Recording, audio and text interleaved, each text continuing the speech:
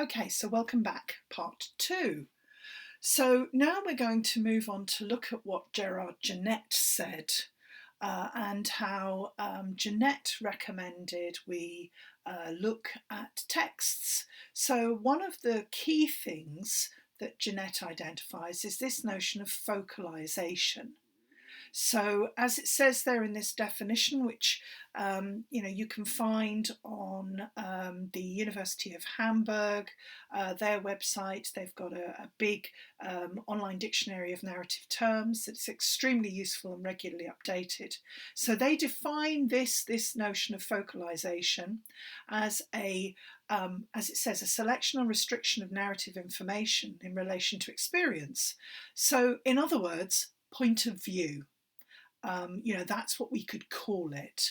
But then we've got an explanation. So Genette introduced this term focalization as a replacement for perspective and point of view because, yes, he considers it to be more or less synonymous and describing it as a mere formulation. But actually, that is, as it says there, a bit of an underestimation of the conceptual differences between focalization and the traditional terms. So it is a bit more than just, oh, it's from somebody's point of view. It is very much a focus.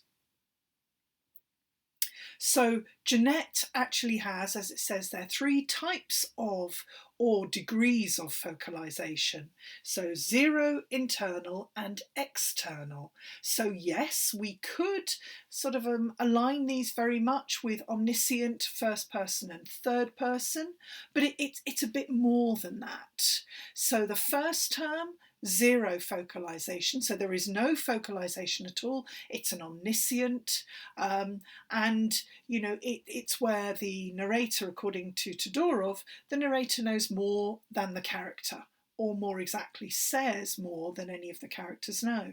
So this is the sort of thing an omniscient viewpoint tends to be quite a traditional, almost some could say old-fashioned style of telling a story. It's the sort of thing that we're quite familiar with, particularly with somebody like Charles Dickens, who tells us how everyone is feeling.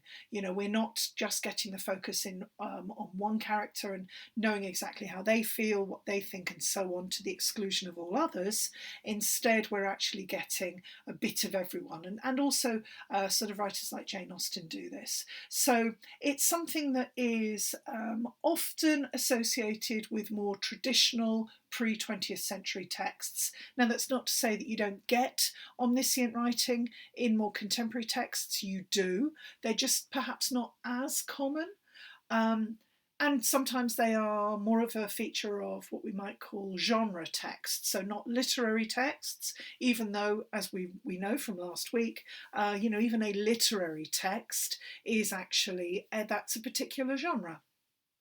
So the second term, this internal focalization, this is very much what we're quite familiar with this idea of first person point of view. So we get to know exactly what's going on in that character's head. We get to be there alongside them every single step of the way through the story. We only get to find out what it is that they know when they find it out. We are not party to any other information earlier on, unless we sort of pick something up from the text, which we hope that our focalized, our first person teller narrator is also picking up. And then the final one, the third term, this external focalization. So we are alongside the narrator, this character, but we're not actually getting to know what's going on completely inside their head. So as it says, this is the objective or behaviourist narrative. So it's a vision from without. So we're not getting to know what's going on in their head. This is the sort of thing, that third person narration is quite common actually in film and drama. because, we can't, particularly if we're watching a drama, a play being performed, we can't hear what's going on in someone's head because, we're not telepathic.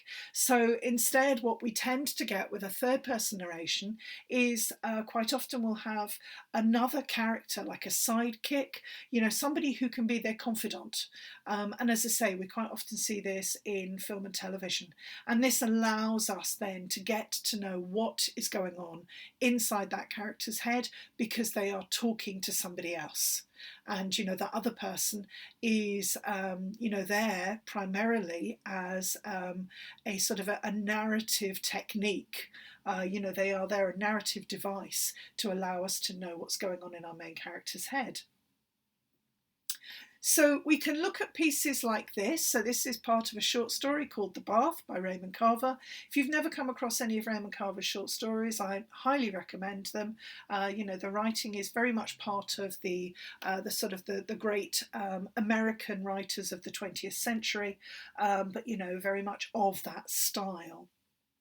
So if we look at this, we can begin to actually pick out what type of focalization is going on in this and how this story has been put together. So we can use a syntagmic analysis, so look at the structure of it, and we can see that the bit that we've got here is just 2 paragraphs, and then we could sort of drill down further and look at the sentences, the length of the sentences, how they've been structured.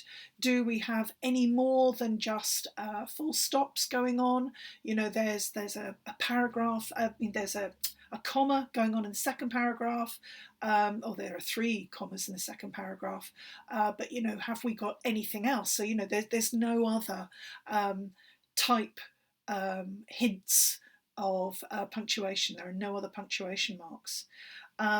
So we could look at those sorts of things, how long the sentences are, what that tells us, and so on. And we could also start to look at a paradigm analysis to actually pick out the types of words that are going on in there, and then what that will tell us. So, without further ado, let's read these 2 paragraphs. Saturday afternoon, the mother drove to the bakery in the shopping centre. After looking through a loose-leaf binder with photographs of cakes taped onto the pages, she ordered chocolate, the child's favourite. The cake she chose was decorated with a spaceship and a launching pad under a sprinkling of white stars. The name, Scotty, would be iced on in green, as if it were the name of the spaceship. The baker listened thoughtfully when the mother told him Scotty would be 8 years old. He was an older man, this baker, and he wore a curious apron, a heavy thing, with loops that went under his arms and around his back, and then crossed in front again, where they were tied in a very, and so the story carries on. So we could begin to notice that this appears to have 0 focalization, possibly. We are sort of following this narration of, well, we have time there, Saturday afternoon, and we might think, well, perhaps it's actually a third person or an external focalization because we have the mother, that's the first character, and generally, not always, but generally quite often, the first character that's mentioned is quite often the person that we follow through the story. And you can find this short story widely online. If you do go and read the rest of it, you'll realise that yes, the focus is on the mother and that family's story. But it's not completely clear at this point.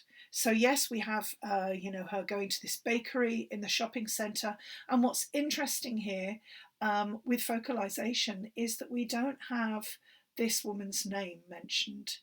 We just have the mother, very generic.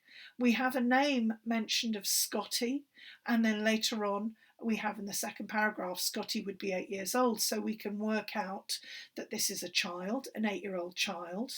Now, we know contextually that Raymond Carver was a 20th century American writer, and it's more likely then that this child is male.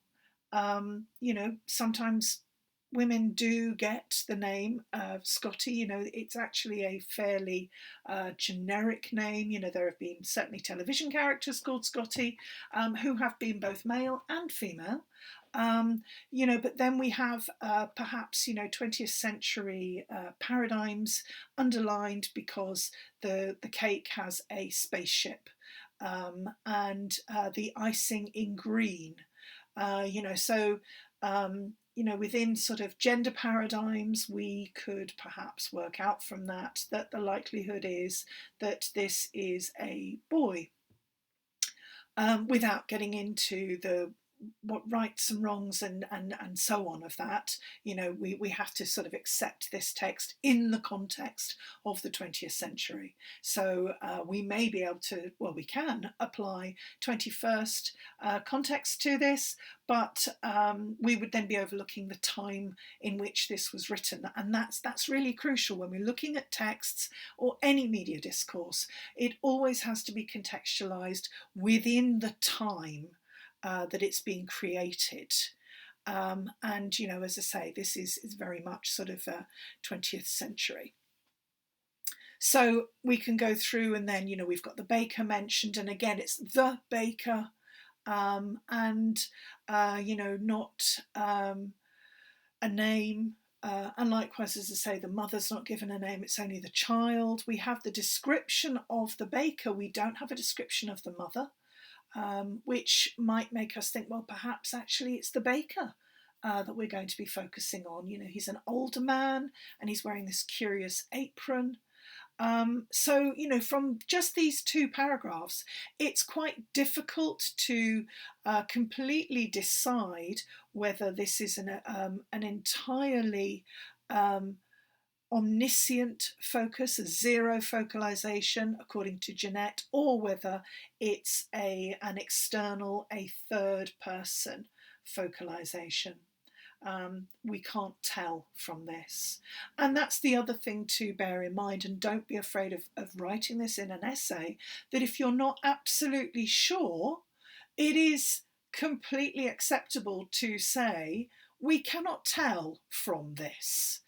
And it could be that when you're doing your first look over a particular text or a particular media discourse, it might at first not be possible to tell, but we wouldn't just analyse 2 paragraphs of Raymond Carver's short story. We would take more, and then of course we would be able to tell more, but just from these 2 paragraphs we can't tell. So when you're doing your research, don't be afraid of sort of, not in your essay writing, but in your research, don't be afraid of sort of going beyond what it is you're looking at.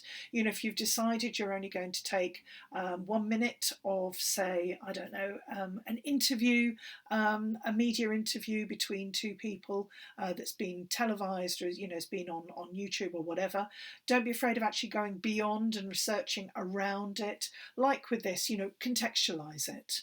Actually find out when Raymond Carver was writing, where he was writing, the date of this story, and so on. That's part of your research, is contextualizing what it is you're looking at. Then it means when you actually write that analysis in your essay, you have all of that contextual information, and some of that you will probably put into the introduction. And explain what it is you've been looking at, and providing that sort of basic contextual information. But that's true as you go through the rest of your degree, and certainly in your final year, if you decide to do a dissertation, you would need to do that research beyond just the thing that you're going to analyse. You need to actually ensure that you know the context that something has been produced within. Okay, so when we're thinking about different points of view, different focalization, differences in voice, it's far more complicated than just first, second, quite rare, but first or third person, and then perhaps an omniscient. There are more than just those sort of 4 points of view, those 4 versions of focalization, as we can see from this. And this breaks down quite considerably, and I'm pretty sure this comes from Jeanette. So as I say, it breaks down quite considerably to be able to tell us what type of dialogue it is, whether it's a speech, a dialogue, monologue, whether it's indirect, free indirect discourse, whether it's direct, and so on. There's an awful lot to be able to pick apart here. So we can also look at something like the temporality. So again, this is Jeanette and Jeanette's concept of duration. So how long something lasts. But it's more than just, as it says there, the duration will be how long the story, so what's actually happening in the narrative, how long the story goes on for, and the length of the text. So it might be that we have, a story that lasts for a long time, but actually is told very briefly. So let's unpack that a little bit more before we take another break. Okay, so we have this notion of temporality, time being being recognized in a number of different ways. So sociotemporality, human mental temporality, and organic temporality. So the sociotemporality to do with, how long a society lasts. We might look in terms of centuries or decades.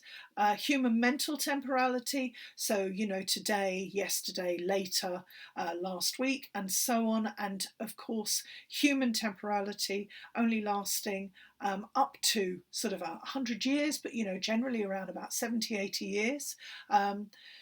That's the temporality of human beings. And then, of course, the organic temporality, which is very different from ours. Organic temporality, depending on what that organism is. Of course, if it's the mayfly, that temporality is extremely brief. But if it's a tree, that might be decades, it might be centuries. So, and if it's a stone or the glaciers, rock faces, and so on, and the earth itself, that temporality is far longer than ours as human beings, or that sociotemporality of societies and how long they last and different cultures last. But then we also have this notion of material temporality and probabilistic temporality and atemporality. So we have this idea of how we're going to measure time, and will this happen or will that happen, and can things be seen as being outside of time? So if we're thinking about temporality with stories, we might have a collection of writings here written by Edward Gibbon, very famous, the history of the decline and fall of the Roman Empire. Now, this covers a period of approximately 1,000 years. However, this was written by one man, Edward Gibbon. He wrote it within his lifetime, and he didn't live for 1,000 years. So the temporality is multi-layered. He is talking in his books about a period of time that is far in excess of his own life. And likewise, if we were to go and read those books, it wouldn't take us a lifetime, and it would probably take us considerably less time to read them than it took Edward Gibbon to write them. So, that's the other thing. We have a number of different temporalities going on there. And that means in writing that we sometimes have markers of temporality with things like last week, or later, or last year, or even then. All of these will sort of give us an idea of the sorts of temporality that we can pick up from the text, and that will often be reorganized. If we have a plot, which, stories have plots, of course they do, that means that the plot is not necessarily, and in fact quite rarely, is the story told in the order in which events unfolded. if you think about when you're telling people about perhaps something that happened to you, at the weekend, you will probably lead with the really exciting thing. You might say something like, "Oh, you'll never guess what, I got locked out of my house." Now, you won't start the story with, "Well, on Friday night, I decided to go out and," well, I'm saying that. You might start the story like that, but, it's an awfully long story potentially that perhaps took place over, the length of an evening or the length of a day, and you're not going to tell it step by step to friends or relatives or whoever you're telling the story to, because the chances are you're actually going to lose their interest along the way. So what we do, and this is what news stories do, is we pick out the headlines. We pick out what's the really important thing here. What can I grab them with? And that might be, "I got locked out." And of course, the getting locked out bit might be towards the end of the story. And then we'll go back and explain how this happened. And then we might jump forward and explain how you got into your home. So that's what plot does. It sort of reorganizes the temporality so that it's told in an exciting and interesting way. Okay, let's take another break there. And what I recommend that you do now in this break is go and have a look at Gerard Genette's writing. And again, you'll find references to this and pieces of this within the extended recommended writing, but also in this week's sort of recommended read from Durrington Lambrew.